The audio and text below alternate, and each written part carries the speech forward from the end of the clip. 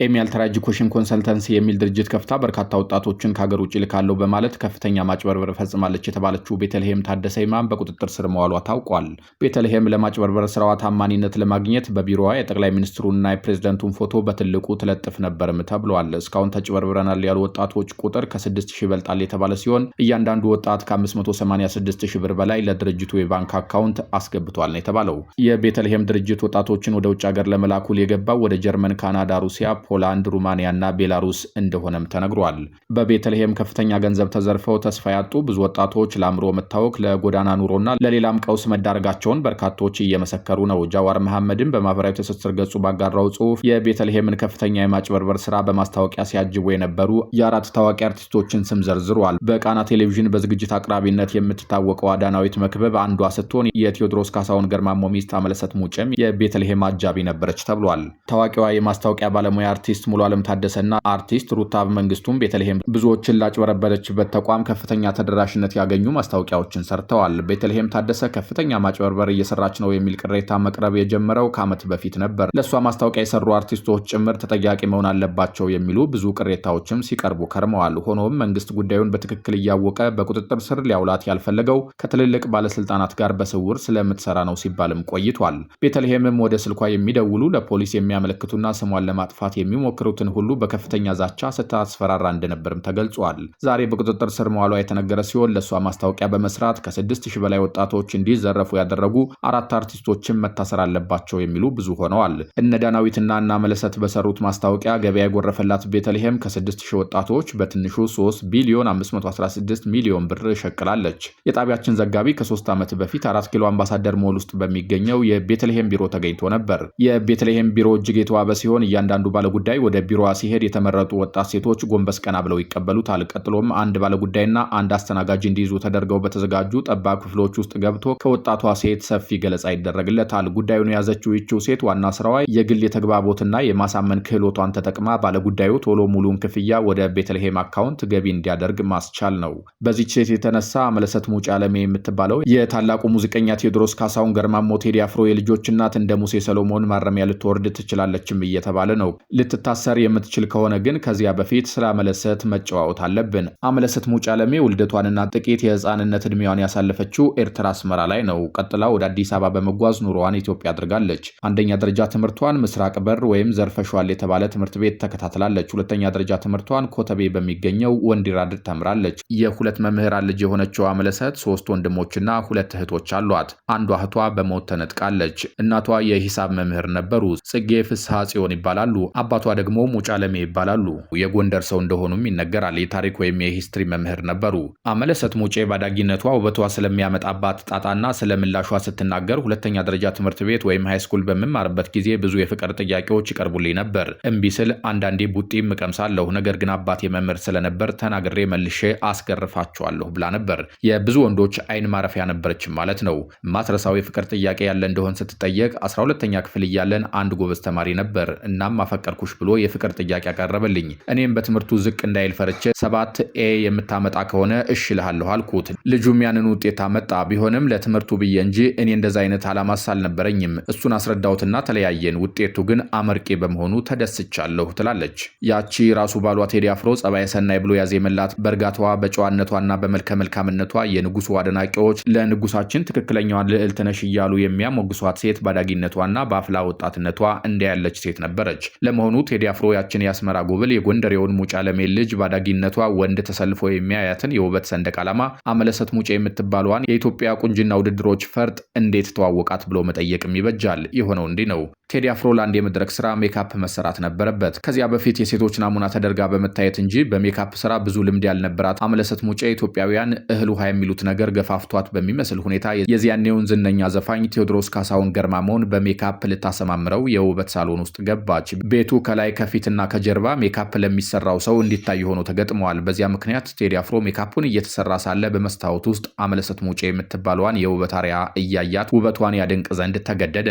እሷም ቴዲ አፍሮ የተባለው ስመ ገናና ነውና እሱን በማሰማመሯ መደሰቱ አይቀርም። ሆኖም ዝምተኛ ነገር ስለነበረች ብዙም አላወራችውም። ሜካፑም አልቆ ተለያዩ። ቴዲ ግን ውበቷን አስከትሎ ወደ መሄጃው ተጓዘ። እያደረ ሲውልም ስለሷ ማወቅ ፈለገ። ጓደኞቹም ከየት ነው የመጣችው ማናት በማለት በጥያቄ ያጣድፏቸው ጀመር። ለቋረኛው ካሳ የመጨረሻ ሰዓታት የገጠማቸው ተዋከበና የሚሉ ስንኞች በአፍቃሪው ቴዲ አፍሮ ላይ ሳይከሰቱ አልቀሩም። እነሆ አንድ ነገር አሳካ። ስልኳን አገኘ። እየደወለላት በፍቅር ቃላት መነጋገር ጀመሩ። ፍቅራቸውም ይንቦገቦግ ጀመር። በመሃል ግን ባልታወቀ ምክንያት ግንኙነታቸው ለዓመታት ይቋረጣል። ቴዲ ግን አሁንም ልቡ ወደ ማራኪው እየኮበለለች ናት። ይችን ልጅ ማግኘት አለብኝ፣ ግንኙነታችን መቋረጥ አልነበረበትም በማለት ሲብሰከሰክ ውሎ ያመሻል። እነሆ የፍቅር አምላክ አሊያም ሌላ ምክንያት ጣልቃ ገብቶ ግንኙነታቸውን ለመመለስ የሚችል አጋጣሚ ተፈጠረ። የሆነው እንዲህ ነበር። አመለሰት ሙጬ እጅግ የምትወዳትን ለረጅም ዓመት ያስታመመቻትን እህቷን ብሩክታዊት ሙጬን በሞት አጣች። የዚህን ጊዜ ቴዲ ለማጽናናት ወደ ቤቷ ሄደ።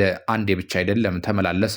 ለማጽናናትም በዚያውም ፍቅራቸውን ለማጽናት ያደረገው ነበር። እንዲህ እያለ ፍቅራቸው እያደር ይጎመራ ጀመር። እነሆ በሂደት ያበበው የፍቅር አበባ ወደ ትዳር ሄዶ ለፍሬ ደረጃ መብቃት አለበት ብለው ወሰኑ። ከ13 ዓመታት በፊት በዕለተ ሐሙስ መስከረም 17 ቀን ቴዎድሮስ ካሳሁን ገርማሞ የሚወደውን አባቱንና ታላቁን የመድረክ አስተዋዋቂ ካሳሁን ገርማሞን በሞት ባጣበት ቀን በሂልተን ሆቴል ከአመለሰት ሙጬ ጋር ተሞሸሩ። የቴዲ አፍሮ በሟች ማዘን የለም ባለው መጽናናት ነው ብለህ እንዳስተማርከኝ ባንተው ምክር ሄጄ ባንተው አስጨከንከኝ የሚሉ ስንኞች ያሉበት ሙዚቃ በተግባር ተፈጸመ። አመለሰት ሙጬ ስለዚያ ደማቅ ሰርግ ስታወጋ ለሰርግ ብዙ አልጓጓም።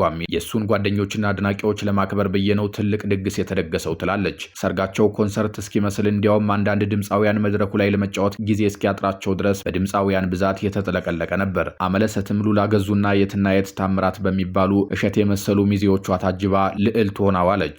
በ1990ዎቹና 2000ዎቹ መጀመሪያ የብዙ ኢትዮጵያውያን ሴቶች አይን ማረፊያ የነበረውን ቴዲ አፍሮ የተባለ ዘፋኝ የግሏ በማድረግ በዜናዋ ላይ ዝና ጨምራ መቀጠል የተሳካላት አመለሰት ሙጬ ከትዳሯ በፊት በሞዴሊንግ ወይም በውበት ናሙናነት የምትታወቅ ልጅ ነበረች። የተለያዩ የሙዚቃ ቪዲዮዎች ላይም አይተናታል። የጆኒ ራጋ ቁልፉን ስጭኝ አመለሰት ሙጬ ከታየችባቸው የሙዚቃ ስራዎች መካከል ተጠቃሽ ነው። በፊልሙም ዓለም ከተዋናይነት እስከ ድርሰቱና ፕሮዲሰርነቱ ዘልቃበታለች። ይፈለጋል የሚለው ፊልም በትወና የመጀመሪያ ስራዋ ነበር። ፊልሙን እንድትሰራ ያጫትም ሰይፉ ፋንታሁን እንደነበር ይነገራል። ስለ ፍቅር የተሰኘው ፊልሟ ደግሞ በድርሰት በዳይሬክቲንግና በፕሮዲሰርነት የተሳተፈችበት የመጀመሪያ ፊልም ነው። እሷ በፊልሙ ስለ ፍቅር ስትለን፣ ቴዲም በሙዚቃው ስለ ፍቅር ሲባል ስለ ጸብ ካወራን ተሳስተናል፣ አንድ ላይ ብንሆንም ተለያይተናል ብሎ ተቀኝቷል። ሌላው ስለ አመለሰት ሙጬ ብዙም ያልተወራው በጋዜጠኝነትና ተግባቦት ትምህርት መመረቋ ነው። በጋዜጠኝነት ትምህርት የመጀመሪያ ዲግሪዋን ገርጂ ከሚገኘው ዩኒቲ ዩኒቨርሲቲ አግኝታለች። በኒውዮርክ ከተማ ደግሞ የፊልም ሙያ ጥበብ ተምራለች። ጋዜጠኝነት የሚመስል ነገር ስትሰራ ግን ብዙ ትተቻለች።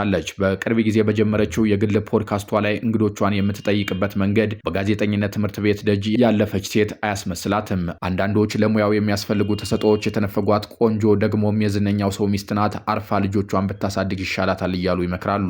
ፊልሙም ላይ ቢሆን የተወራላትን ያህል የሰውን ልብ መግዛት አልሆነላትም። ምናለሽ የተሰኘው ፊልሟ ላይ ራሷ ጥሩ ለመተወን ብትሞክርም ፊልሙ ያነሳው ጭብጥ ብሎ የሚያመጣው ተጽዕኖ በአመለሰት ሙጬ ዝና ደረጃ መሆን አልቻለም። ከዚህ ሁሉ ይልቅ ለአመለሰት ሙጬ የበጎ አድራጎት ስራዎቿ ጥሩ መገለጫዎቿ ናቸው። የአብይ አህመድ አሊ አረንጓዴ አሻራ የተባለ መፎክር ከመፎከሩ በፊት አመለሰት ሙጬ አረንጓዴ ፕሮጀክት በሚል ዶክመንተሪ በመስራት ከፍተኛ እንቅስቃሴ አካሂዳለች። ባሏም ዛፉ አረንጓዴ አንተ ባትኖር እኛሳለን እንዴ በማለት ዘፍኖ ለዶክመንተሪዋ ማጀቢያነት ውሏል።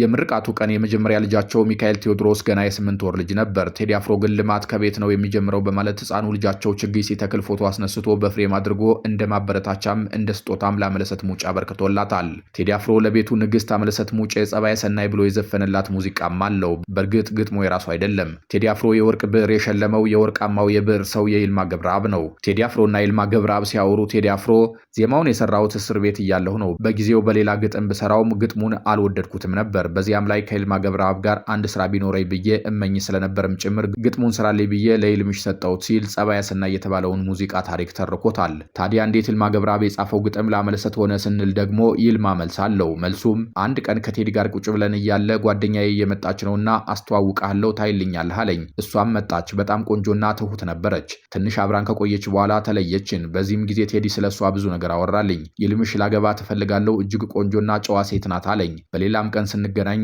አስተዋልኳት፣ እውነትም ጨዋ ነበረች። ከዚያም የሰጠኝን ዜማ ላፈቀራት ሴት ይሆንለት ዘንድ እሱ ካወራኝና ካየዋት ጋር ደምሬ ጸባየ ሰናይን ጻፍኩት። ቴዲ አፍሮ ለአመለሰት ሙጬ ጸባየ ሰናይ በሚለው አድናቆት ላይ ሌላ ሊጨምርላት ብሎ ኢትዮጵያ በሚለው አልበሙ ውስጥ ማራኬ ሲል ጠርቷታል። ሙዚቃውን ለመጻፍ ያነሳሳው በአንድ ወቅት ባለቤቱ አመለሰት ሙጬ እህቷን ለሞት ያበቃትን ህመም መታመሟ ነው። ከዚያም ህመሟ ስለተባባሰ ወደ ውጭ ሀገር ሄዳ መታከም ይኖርባት ዘንድ ግድ ሆነ። ታዲያ ቴዲ አፍሮም ባለቤቱን ለማሳከም አብሯት ሊበር ተዘጋጀ። ነገር ግን በወቅቱ ከነበረው የኢህአዴግ መንግስት ጋር ጠብ ነበረበት። ከያስተሰርያል በኋላ ጠምደውታል።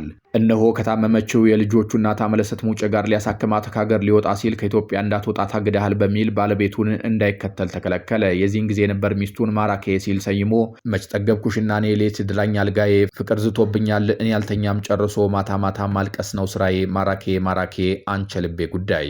አምለሰትና ቴዲ አፍሮ በትዳር አብረው ዘልቀው ልጆች ቢያፈሩም አሁንም ፍቅርሽ ለኔ አዲስ ነው አልጠገብኩሽም ሲል ነበር በ2009 ዓ.ም ዓለምን ባነጋገረው ኢትዮጵያ የተባለ አልበሙ ውስጥ የመሰከረላት። እንዲያውም በአዳም ማልቀስ ባይለመድም ሲያለቅስ እንደሚያድር በዚያ ሙዚቃ ላይ ገልጿል። አምለሰት ሙጬ ዓለሜና ቴዎድሮስ ካሳሁን ገርማሞ ከተጋቡ 13 ዓመታትን አስቆጥረዋል። የዚህ ዝግጅት መነሻም 13ኛ ዓመታቸውን ያከበሩበት ደማቅ አንቨርሰሪ ነው። በእርግጥም የጥንዶቹ ትዳር ድግስ ይገባዋል። ምክንያቱም 4 ልጆችን አፍርተዋል። ለኢትዮጵያ ሕዝብ የጥበብ ማት የእርካታ ምንጭ ሆኗልና